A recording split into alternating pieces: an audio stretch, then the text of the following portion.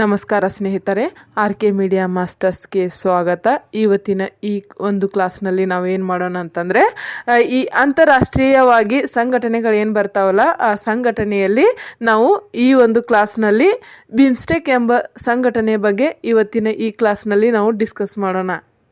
So ಈ BIMSTEC ಎಂಬ ಸಂಘಟನೆ ಇದೆ ಅಲ್ಲ, ಇದು ಅಂತಾರಾಷ್ಟ್ರೀಯ ಒಂದು ಸಂಘಟನೆಯಾಗಿದೆ ಅಂತ ನಾವಿಲ್ಲಿ ನೋಡಬೇಕಾಗುತ್ತೆ. ಸೊ ಈ ಸಂಘಟನೆ ನಮ್ಮ ಭಾರತ ದೃಷ್ಟಿಯಿಂದ ಎಷ್ಟು ಇಂಪಾರ್ಟೆಂಟ್ ಆಗಿದೆ ಮತ್ತು ಇದು ಯಾವಾಗ ಸ್ಥಾಪನೆಯಾಗಿದೆ ಮತ್ತು ಇದರ ಕೇಂದ್ರ ಕಚೇರಿ ಎಲ್ಲಿದೆ ಮತ್ತು ಇದರ ಮುಖ್ಯ ಉದ್ದೇಶಗಳು ಏನು ಅಂತ ಈ ಒಂದು ಕ್ಲಾಸ್ನಲ್ಲಿ ನಾವು ಇನ್ ಡೆಪ್ತ್ ಆಗಿ ಅಂದರೆ ಇನ್ ಡೀಟೇಲ್ಸ್ ಆಗಿ ತಿಳಿದುಕೊಳ್ಳುವ ಒಂದು ಪ್ರಯತ್ನ ಮಾಡೋಣ. ಕಾರಣ ಪ್ರತಿಯೊಂದು ಸ್ಪರ್ಧಾತ್ಮಕ ಪರೀಕ್ಷೆಗಳಲ್ಲಿ ಏನು ಮಾಡ್ತಿದ್ದಾರೆ ಅಂತಂದರೆ, ಈ ಸಾರ್ಕ್ ಆಗಲಿ, ಬಿಮ್ಸ್ಟೆಕ್ ಆಗಲಿ, ಬ್ರಿಕ್ಸ್ ಆಗಲಿ, G20 ಆಗಲಿ ಅಥವಾ ಇನ್ಯಾವುದೇ ಸಂಘಟನೆ ಆಗಲಿ, ಅವುಗಳ ಬಗ್ಗೆ ಏನು ಮಾಡ್ತಿದ್ದಾರೆ ಅಂದರೆ ಒಂದಿಲ್ಲ ಒಂದು ಕ್ವಶನ್ ಕೇಳ್ತಿದ್ದಾರೆ. ಹಾಗಾಗಿ ನಾವು ಈ ಒಂದು ಕ್ಲಾಸ್ನಲ್ಲಿ ನಾವು ಏನು ಮಾಡೋಣ, ಈ ಬಿಮ್ಸ್ಟೆಕ್ ಸಂಘಟನೆ ಏನಿದೆಯಲ್ಲ ಇದ್ರ ಬಗ್ಗೆ ಇನ್ ಡೀಟೇಲ್ಸ್ ಆಗಿ ತಿಳಿದುಕೊಳ್ಳುವ ಒಂದು ಪ್ರಯತ್ನ ಮಾಡೋಣ. ಸೊ ನಾವಿಲ್ಲಿ ಈ ರೀತಿ ಇನ್ ಡೀಟೇಲ್ಸ್ ಆಗಿ ತಿಳಿದುಕೊಳ್ಳುವುದರಿಂದ ಏನಾಗುತ್ತೆ ಅಂದರೆ, ನಮ್ಮ ಎಕ್ಸಾಮ್ಗಳಲ್ಲಿ ಯಾವುದೇ ಒಂದು ಕ್ವಶನ್ ಕೇಳಿದರೂ ಕೂಡ ಆ ಕ್ವಶನ್ಗಳಿಗೆ ನಾವು ಆನ್ಸರ್ ಮಾಡುವ ಒಂದು ಮೈಂಡ್ಸೆಟ್ಟನ್ನು ನಾವು ಆದರೆ ಇಲ್ಲಿ ನಾವು ಇನ್ ಡೀಟೇಲ್ಸ್ ಆಗಿ ತಿಳಿದುಕೊಳ್ಳುವುದು ತುಂಬ ಇಂಪಾರ್ಟೆಂಟ್ ಆಗಿರುತ್ತದೆ. ಸೊ ಹಾಗಾಗಿ ಬನ್ನಿ, ಹಾಗಿದ್ರೆ ಈ ಬಿಮ್ಸ್ಟೆಕ್ ಎಂಬ ಒಂದು ಸಂಘಟನೆ ಏನಿದೆಯಲ್ಲ ಇದರ ಬಗ್ಗೆ ಇನ್ ಡೀಟೇಲ್ಸ್ ಆಗಿ ತಿಳಿದುಕೊಳ್ಳೋಣ. ಸೊ ಇಲ್ಲಿ ಈ ಬಿಮ್ಸ್ಟೆಕ್ ಅಂದ ತಕ್ಷಣ ನಮಗೆ ಇಲ್ಲಿ ಇದರ ಒಂದು ವಿಸ್ತೀರ್ಣ ರೂಪ ನಮಗೆ ಮೊದಲಿಗೆ ನೆನಪಿಗೆ ಬರಬೇಕು. ಅಂದರೆ ಈ ಬಿಮ್ಸ್ಟೆಕ್ ಏನಿದೆಯಲ್ಲ ಇದು bay of Bengal initiative for multi sectoral technical and economic cooperation ಎಂಬ ಒಂದು ವಿಸ್ತೀರ್ಣ ರೂಪವನ್ನು ಹೊಂದಿದೆ. ನಾನೇನು ಹೇಳಿದೆ, ಇದು bay of Bengal initiative for multi sectoral technical and economic cooperation ಅಂತ ಹೇಳಿದೆ. ಸೊ ಇದು ಕನ್ನಡದಲ್ಲಿ ಯಾವ ರೀತಿ ವಿಸ್ತೀರ್ಣ ರೂಪ ಹೊಂದಿದೆ ಅಂತಂದರೆ, ಇದು ಬಂಗಾಳಕೊಲ್ಲಿಯ ಬಹುವಲಯ ತಾಂತ್ರಿಕ ಮತ್ತು ಆರ್ಥಿಕ ಸಹಕಾರಕ್ಕಾಗಿ ಉಪಕ್ರಮ ಎಂಬ ಒಂದು ವಿಸ್ತೀರ್ಣ ರೂಪವನ್ನು ಹೊಂದಿದೆ. ಸೊ ಇಲ್ಲಿ ನಾವು ಈ ಬಿಮ್ಸ್ಟೆಕ್ನ ವಿಸ್ತೀರ್ಣ ರೂಪವನ್ನು ತಿಳಿದುಕೊಂಡಿದ್ವಿ. ಸೊ ನೆಕ್ಸ್ಟ್ ಇಲ್ಲಿ ಇದು ಯಾವಾಗ ಸ್ಥಾಪನೆಯಾಗಿದೆ ಅಂತ ನೋಡುವುದಾದರೆ, ಇದು ಜೂನ್ 6, 1997 ಇದು ಈ ಬ್ಯಾಂಕಾಕ್ ಎಂಬ ಒಂದು ಘೋಷಣೆ ಏನಿರುತ್ತೆ ಅಲ್ಲ, ಆ ಒಂದು ಘೋಷಣೆಯ ಮೂಲಕ ಇದು ಸ್ಥಾಪನೆಯಾಗಿದೆ ಅಂತ ನಾವಿಲ್ಲಿ ತಿಳಿದುಕೊಳ್ಬೇಕಾಗುತ್ತೆ. ಸೊ ನೆಕ್ಸ್ಟ್ ಇಲ್ಲಿ ಈ ಒಂದು ಬಿಮ್ಸ್ಟೆಕ್ ಏನಿದೆಯಲ್ಲ ಇದರ ಕೇಂದ್ರ ಕಚೇರಿ ಅಂದರೆ ಇಲ್ಲಿ ಈ ಹೆಡ್ ಆಫೀಸ್ ಎಲ್ಲಿದೆ ಅಂತ ನೋಡುವುದಾದರೆ, ಇದರ ಒಂದು ಹೆಡ್ ಆಫೀಸ್ ಬಾಂಗ್ಲಾದೇಶದ ರಾಜಧಾನಿ ಢಾಕಾನಲ್ಲಿದೆ ಅಂತ ನಾವಿಲ್ಲಿ ತಿಳಿದುಕೊಳ್ಬೇಕಾಗುತ್ತೆ. ಇಲ್ಲಿ ಬಾಂಗ್ಲಾದೇಶ ಅಂದ ತಕ್ಷಣ ನಮಗೆ ಇನ್ನೊಂದು ಸಂಘಟನೆ ನೆನಪಿಗೆ ಬರಬೇಕು. ಸೊ ಈ ಸಾರ್ಕ್ ಎಂಬ ಒಂದು ಸಂಘಟನೆ ಏನಿದೆಯಲ್ಲ ಇದು ಬಾಂಗ್ಲಾದೇಶದಲ್ಲಿಯೇ ಸ್ಥಾಪನೆಯಾಗಿದೆ ಅಂತ ನಾವಿಲ್ಲಿ ತಿಳಿದುಕೊಳ್ಬೇಕಾಗುತ್ತೆ. ಸೊ ಇಲ್ಲಿ ಕನ್ಫ್ಯೂಷನ್ ಮಾಡ್ಕೋಬೇಡಿ, ಯಾಕಂದರೆ ಈ ಸಾರ್ಕ್ ಎಂಬುದು ಬಾಂಗ್ಲಾದೇಶದಲ್ಲಿ ಸ್ಥಾಪನೆಯಾದರೆ ಈ ಬಿಮ್ಸ್ಟೆಕ್ ಏನಿದೆಯಲ್ಲ, ಈ ಬಿಮ್ಸ್ಟೆಕ್ ಎಂಬ ಸಂಘಟನೆ ಏನಿದೆಯಲ್ಲ ಇದು ಬಾಂಗ್ಲಾದೇಶದಲ್ಲಿ ತನ್ನ ಕೇಂದ್ರ ಕಚೇರಿಯನ್ನು ಹೊಂದಿದೆ ಅಂತ ನಾವಿಲ್ಲಿ ತಿಳಿದುಕೊಳ್ಬೇಕಾಗುತ್ತೆ.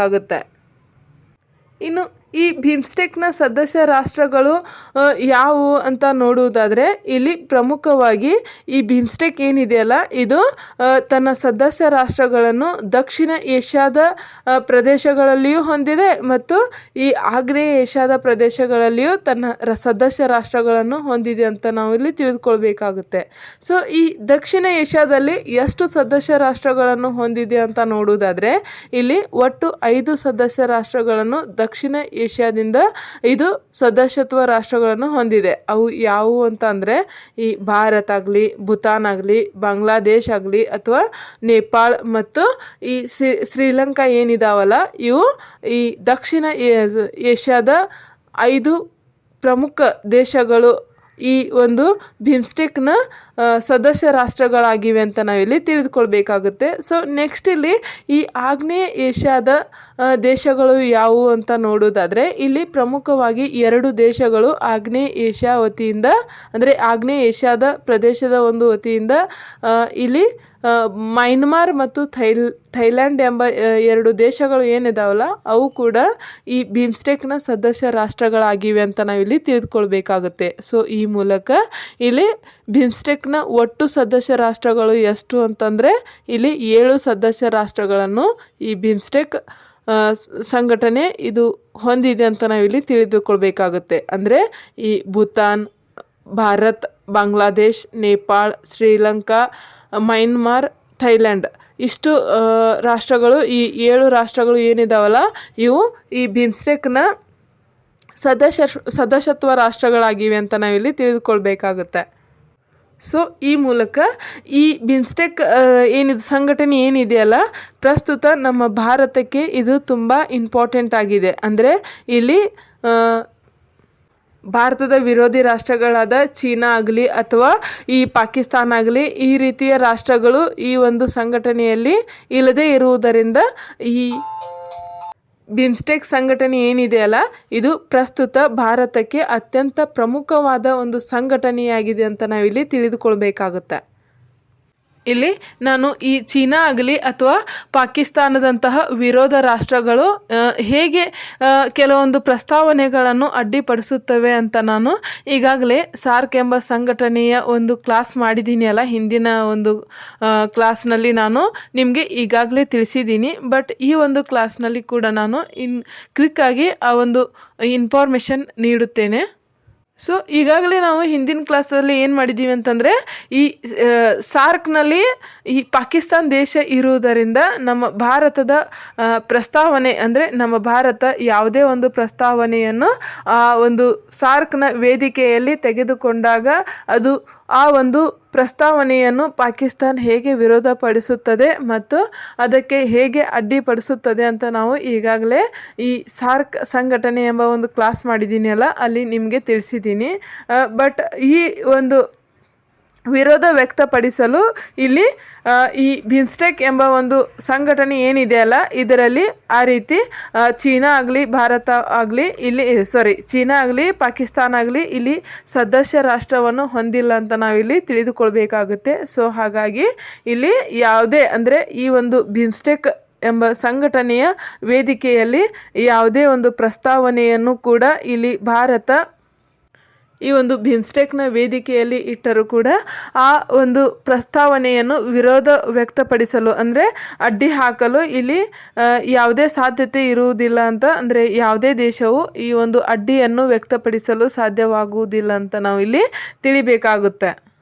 ಸೊ ಹಾಗಾಗಿ ಇಲ್ಲಿ ಭಾರತ ಏನಿದು ತನ್ನ ಪ್ರಸ್ತಾವನೆಯನ್ನು ಈ ಬಿಮ್ಸ್ಟೆಕ್ ವೇದಿಕೆಯ ಮೂಲಕ ಇದು ಸುಲಭವಾಗಿ ಸಹಕಾರಗೊಳಿಸಬಹುದು ಅಂತ ನಾವಿಲ್ಲಿ ತಿಳಿಬೇಕಾಗುತ್ತೆ. ಇನ್ನು ಈ ಬಿಮ್ಸ್ಟೆಕ್ನ ಮುಖ್ಯ ಉದ್ದೇಶಗಳು ಏನಪ್ಪ ಅಂತಂದರೆ ಇಲ್ಲಿ ಪ್ರಮುಖವಾಗಿ ನಾವು ಈ ಆರ್ಥಿಕ ಅಭಿವೃದ್ಧಿಯ ಒಂದು ಉದ್ದೇಶವನ್ನು ಹೊಂದಿದೆ ಅಂತ ತಿಳಿದುಕೊಳ್ಬೇಕಾಗುತ್ತೆ. ಸೊ ನೆಕ್ಸ್ಟ್ ಇಲ್ಲಿ ಸಂಪರ್ಕ ಅಂದರೆ ಇಲ್ಲಿ ಕನೆಕ್ಟಿವಿಟಿಯ ಒಂದು ಉದ್ದೇಶವನ್ನು ಹೊಂದಿದೆ ಅಂತ ನಾವಿಲ್ಲಿ ತಿಳಿದುಕೊಳ್ಬೇಕಾಗುತ್ತೆ. ನೆಕ್ಸ್ಟ್ ಇಲ್ಲಿ ತಂತ್ರಜ್ಞಾನ ಅಂದರೆ ಇಲ್ಲಿ ಟೆಕ್ನಾಲಜಿ ಎಂಬ ಉದ್ದೇಶವನ್ನು ಹೊಂದಿದೆ ಅಂತ ನಾವಿಲ್ಲಿ ತಿಳಿದುಕೊಳ್ಬೇಕಾಗುತ್ತೆ. ಸೊ ನೆಕ್ಸ್ಟ್ ಇಲ್ಲಿ ಕೊನೆಯದಾಗಿ ಭದ್ರತೆ ಅಂದರೆ ಈ ಸೆಕ್ಯುರಿಟಿ ದೃಷ್ಟಿಯಿಂದಲೂ ಇದು ತನ್ನ ಉದ್ದೇಶವನ್ನು ಹೊಂದಿದೆ ಅಂತ ನಾವಿಲ್ಲಿ ತಿಳಿದುಕೊಳ್ಬೇಕಾಗುತ್ತೆ. ಸೊ ಈ ಬಿಮ್ಸ್ಟೆಕ್ನ ಒಟ್ಟು 4 ಉದ್ದೇಶಗಳನ್ನು ನಾವಿಲ್ಲಿ ತಿಳಿದುಕೊಳ್ಬೇಕಾಗುತ್ತೆ. ಸೊ ಈ ಆರ್ಥಿಕ ಅಭಿವೃದ್ಧಿ ಅಂದ ತಕ್ಷಣ ಏನಿದು ಅಂತ ನೋಡುವುದಾದರೆ ಈ ಆರ್ಥಿಕ ಅಭಿವೃದ್ಧಿ ಅಂದ ತಕ್ಷಣ ಇಲ್ಲಿ ಈ ಬಿಮ್ಸ್ಟೆಕ್ನ ಸದಸ್ಯ ರಾಷ್ಟ್ರಗಳು ಏನಿದಾವಲ್ಲ 7 ಸದಸ್ಯ ರಾಷ್ಟ್ರಗಳು, ಈ 7 ಸದಸ್ಯ ರಾಷ್ಟ್ರಗಳ ನಡುವೆ ಇಲ್ಲಿ ವ್ಯಾಪಾರ ಆಗಲಿ ಅಥವಾ ಹೂಡಿಕೆ ಆಗಲಿ ಇಲ್ಲಿ ಹೆಚ್ಚಿಸುವುದಾಗಲಿ ಮತ್ತು ಇದು ಮುಕ್ತ ವ್ಯಾಪಾರವನ್ನು ನಡೆಸುವುದಾಗಲಿ ಇಲ್ಲಿ ಈ 7 ಸದಸ್ಯ ರಾಷ್ಟ್ರಗಳು ಈ ಆರ್ಥಿಕ ಅಭಿವೃದ್ಧಿಯನ್ನು ಇಲ್ಲಿ ಸುಧಾರಿಸಿಕೊಳ್ಳಬಹುದು. ಸೊ ಈ ಮೂಲಕ ಇಲ್ಲಿ ಈ 7 ರಾಷ್ಟ್ರಗಳು ಏನಿದಾವಲ್ಲ ತಮ್ಮ ಮಧ್ಯದಲ್ಲಿ ಅಂದರೆ ತಮ್ಮ ನಡುವೆ ಇಲ್ಲಿ ವ್ಯಾಪಾರ ಮತ್ತು ಹೂಡಿಕೆಯನ್ನು ಇಲ್ಲಿ ಬೆಳೆಸುವ ಅಂದರೆ ಹೆಚ್ಚಿಸುವ ಒಂದು ಆರ್ಥಿಕ ಅಭಿವೃದ್ಧಿಯನ್ನು ಇಲ್ಲಿ ಸಾಧಿಸಬಹುದು ಅಂತ ನಾವಿಲ್ಲಿ ತಿಳಿದುಕೊಳ್ಬೇಕಾಗುತ್ತೆ. ಸೊ ನೆಕ್ಸ್ಟ್ ಇಲ್ಲಿ ಕನೆಕ್ಟಿವಿಟಿ ಅಂದರೆ ಸಂಪರ್ಕ ಅಂತ ಬಂದಾಗ ಹೇಗೆ ಇದು ತನ್ನ ಉದ್ದೇಶವನ್ನು ವ್ಯಕ್ತಪಡಿಸುತ್ತದೆ ಅಂತ ನೋಡುವುದಾದರೆ ಇಲ್ಲಿ ರಸ್ತೆ ಆಗಲಿ ರೈಲು ಆಗಲಿ ಅಥವಾ ಜಲ ಮಾರ್ಗಗಳ ಮೂಲಕ ಇದು ದೇಶಗಳನ್ನು ಇಲ್ಲಿ ಜೋಡಿಸುವ ಒಂದು ನಿರ್ಣಯವನ್ನು ಕೈಗೊಂಡಿರುತ್ತದೆ. ಅಂದರೆ ಇಲ್ಲಿ ಒಂದು ಕಾರ್ಯನಿರ್ವಹಣೆಯನ್ನು ಕೈಗೊಂಡಿರುತ್ತದೆ. ಉದಾಹರಣೆಗೆ ನಾವು ಇಲ್ಲಿ ತೆಗೆದುಕೊಳ್ಳುವುದಾದರೆ ಇಲ್ಲಿ ಕಲ್ದನ್ ಎಂಬ ಮಲ್ಟಿ ಮಾಡೆಲ್ ಪ್ರಾಜೆಕ್ಟ್ ಏನಿದೆಯಲ್ಲ, ಇದು ನಾವು ಉದಾಹರಣೆಗಾಗಿ ಎಕ್ಸಾಂಪಲ್ ಆಗಿ ನೋಡ್ಬೋದು.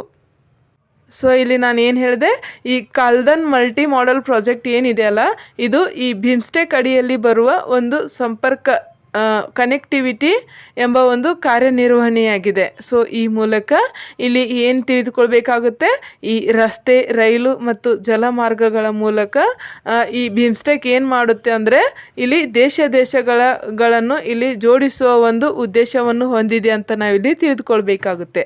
ಸೊ ನೆಕ್ಸ್ಟ್ ಇಲ್ಲಿ ತಂತ್ರಜ್ಞಾನ ಬರುತ್ತೆ. ಸೊ ಈ ತಂತ್ರಜ್ಞಾನ ಅಂದ ತಕ್ಷಣ ನಾವು ಏನು ತಿಳಿದುಕೊಳ್ಬೇಕಂದ್ರೆ ಇಲ್ಲಿ ಈ ಆಧುನಿಕವಾಗಿ ವೈಜ್ಞಾನಿಕ ಮತ್ತು ತಾಂತ್ರಿಕ ಕ್ಷೇತ್ರಗಳಲ್ಲಿ ಈ ಬಿಮ್ಸ್ಟೆಕ್ ದೇಶಗಳು ಏನಿದಾವಲ್ಲ, ಇವು ಪರಸ್ಪರ ಸಹಕಾರ ನೀಡುವ ಒಂದು ನಿರ್ಣಯವನ್ನು ಕೈಗೊಳ್ಳುತ್ತವೆ ಅಂತ ನಾವಿಲ್ಲಿ ತಿಳಿದುಕೊಳ್ಬೇಕಾಗುತ್ತೆ. ಇನ್ನು ಕೊನೆಯದಾಗಿ ಇಲ್ಲಿ ಇನ್ನೊಂದು ಇಂಪಾರ್ಟೆಂಟ್ ಏನಪ್ಪ ಅಂತಂದರೆ ಭದ್ರತೆ ಅಂತ ಬರುತ್ತೆ, ಅಂದರೆ ಸೆಕ್ಯುರಿಟಿ ಅಂತ ಬರುತ್ತೆ. ಸೊ ಸೆಕ್ಯುರಿಟಿ ಅಂತ ಬಂದಾಗ ಇಲ್ಲಿ ಈ ಬಂಗಾಳ ಕೊಲ್ಲಿಯಲ್ಲಿ ಏನು ಬರ್ತಾರಲ್ಲ, ಕಡಲ್ಗಳರು ಆಗಲಿ ಅಥವಾ ಈ ಭಯೋತ್ಪಾದನೆ ಕೃತ್ಯ ಮಾಡುವವರಾಗಲಿ ಅಥವಾ ಮಾದಕ ವಸ್ತುಗಳ ಸಾಗಾಣಿಕೆಯನ್ನು ಮಾಡುವವರಾಗಲಿ ಇವರನ್ನು ತಡೆಗಟ್ಟಲು, ಅಂದರೆ ಈ ಒಂದು ಕೃತ್ಯವನ್ನು ಎಸಗುವವರು ಏನಿರ್ತಾರಲ್ಲ ಇವರನ್ನು ತಡೆಗಟ್ಟಲು ಇಲ್ಲಿ ಒಂದು ಭದ್ರತೆಯನ್ನು, ಅಂದರೆ ಸೆಕ್ಯುರಿಟಿಯನ್ನು ಈ ಬಿಮ್ಸ್ಟೆಕ್ ರಾಷ್ಟ್ರಗಳು ಇಲ್ಲಿ ಕೈಗೊಳ್ಳುತ್ತವೆ ಅಂತ ನಾವಿಲ್ಲಿ ತಿಳಿದುಕೊಳ್ಬೇಕಾಗುತ್ತೆ. ಸೊ ಈ ರೀತಿ ಈ ಭದ್ರತೆ ಅಂದರೆ ಸೆಕ್ಯುರಿಟಿಯನ್ನು ಕೈಗೊಳ್ಳುವುದರಿಂದ ಇಲ್ಲಿ ಈ ಬಿಮ್ಸ್ಟೆಕ್ ಇದು ಅಂದರೆ ಇಲ್ಲಿ ಈ ಬಿಮ್ಸ್ಟೆಕ್ನ ಸದಸ್ಯ ರಾಷ್ಟ್ರಗಳು ಏನಿದಾವಲ್ಲ, ಇವು ತನ್ನನ್ನು ತಾನು ರಕ್ಷಿಸಿಕೊಳ್ಳುವುದಲ್ಲದೆ ಇಲ್ಲಿ ಇತರ ರಾಷ್ಟ್ರಗಳಿಗೆ ಈ ಕಡಲ್ಗಳ್ಳತನ ಅಥವಾ ಭಯೋತ್ಪಾದನೆ ಅಥವಾ ಮಾದಕ ವಸ್ತುಗಳ ಸಾಗಾಣಿಕೆಯಿಂದ ಏನು ಭಯ ಇರುತ್ತದೆಯಲ್ಲ ಅದನ್ನು ಇಲ್ಲಿ ತಪ್ಪಿಸುವ ಒಂದು ಕಾರ್ಯವನ್ನು ಇಲ್ಲಿ ಯಶಸ್ವಿಯಾಗಿ ಇವು ಕೈಗೊಳ್ಳುತ್ತಿವೆ ಅಂತ ನಾವಿಲ್ಲಿ ತಿಳಿಬೇಕಾಗುತ್ತೆ.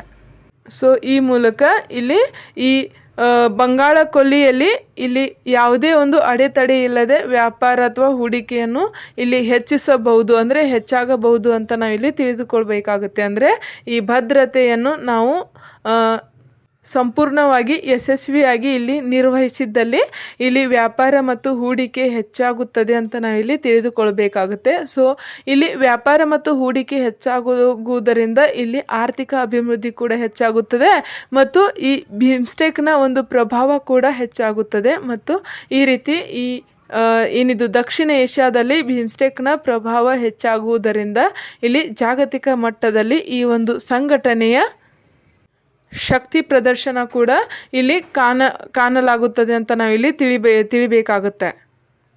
ಇನ್ನು ಈ ಬಿಮ್ಸ್ಟೆಕ್ ಸಂಘಟನೆ ಇದು ಭಾರತ ದೃಷ್ಟಿಯಿಂದ ಎಷ್ಟು ಇಂಪಾರ್ಟೆಂಟ್ ಅಂತ ನೋಡುವುದಾದರೆ, ಇಲ್ಲಿ ಈ ಬಿಮ್ಸ್ಟೆಕ್ನಲ್ಲಿ ಈ ಭಾರತದ ಪ್ರಸ್ತಾವನೆಗಳಿಗೆ ಅಡ್ಡಿ ಹಾಕಲು ಯಾವುದೇ ಒಂದು ವಿರೋಧ ರಾಷ್ಟ್ರಗಳು ಇಲ್ಲದಿರುವುದರಿಂದ ಇಲ್ಲಿ ಈ ಭಾರತದ ಪ್ರಸ್ತಾವನೆಗಳನ್ನು ಇಲ್ಲಿ ಅಭಿವೃದ್ಧಿಪಡಿಸಲು ಇಲ್ಲಿ ವೇಗವಾಗಿ ಸಾಧ್ಯವಾಗುತ್ತದೆ ಅಂತ ನಾವಿಲ್ಲಿ ನೋಡ್ಬೋದಾಗುತ್ತೆ.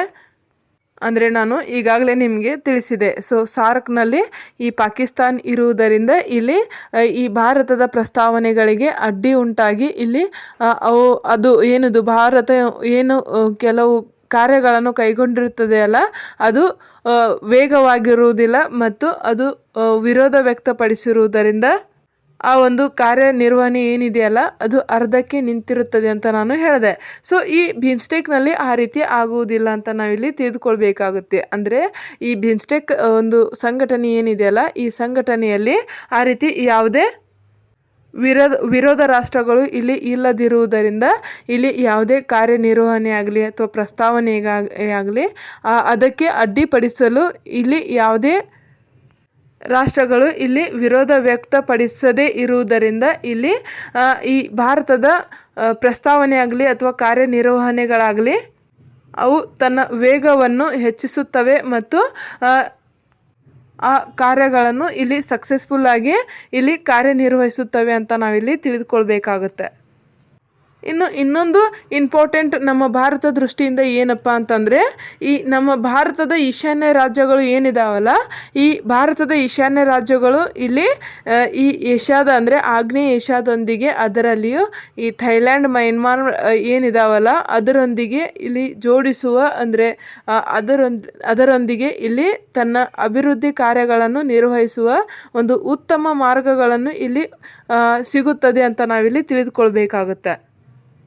ಕಾರಣ ಇಲ್ಲಿ ಈ ಥೈಲ್ಯಾಂಡ್ ಅಥವಾ ಮಯನ್ಮಾರ್ ಏನಿದಾವಲ್ಲ ಇವು ಕೂಡ ಈ ಬಿಮ್ಸ್ಟೆಕ್ನ ಸದಸ್ಯ ರಾಷ್ಟ್ರ ಆಗಿರುವುದರಿಂದ ಇವುಗಳೊಂದಿಗೆ ನಾವು ಉತ್ತಮ ಸಂಪರ್ಕವನ್ನು ಕಾಯ್ದುಕೊಳ್ಳಬಹುದು ಮತ್ತು ಇಲ್ಲಿ ಉತ್ತಮ ಏನಿದು ಆರ್ಥಿಕ ಅಭಿವೃದ್ಧಿ ಆಗಲಿ ಅಥವಾ ತಂತ್ರಜ್ಞಾನದ ಒಂದು ಮಾರ್ಗವನ್ನು ನಾವಿಲ್ಲಿ ಹುಡುಕಿಕೊಳ್ಳಬಹುದು ಅಂತ ನಾವಿಲ್ಲಿ ತಿಳಿದುಕೊಳ್ಬೇಕಾಗುತ್ತೆ.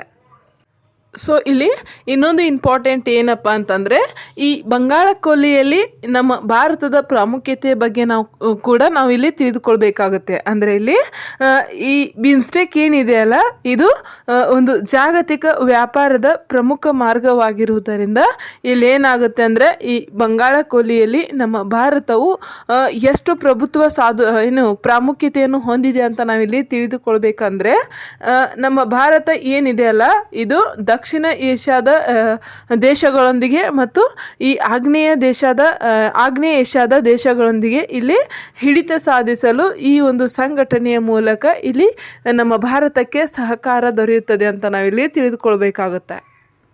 ಸೊ ನೆಕ್ಸ್ಟ್ ಇಲ್ಲಿ ಈ ಒಂದು ಬಿಮ್ಸ್ಟೆಕ್ನ ಶೃಂಗಸಭೆ ಏನಿದೆಯಲ್ಲ ಇದು 2024ರಲ್ಲಿ ಈ ಬಿಮ್ಸ್ಟೆಕ್ ಇದು 6ನೇ ಶೃಂಗಸಭೆಯನ್ನು ನಡೆಸಿತು ಅಂತ ನಾವಿಲ್ಲಿ ನೋಡಬೇಕಾಗುತ್ತೆ.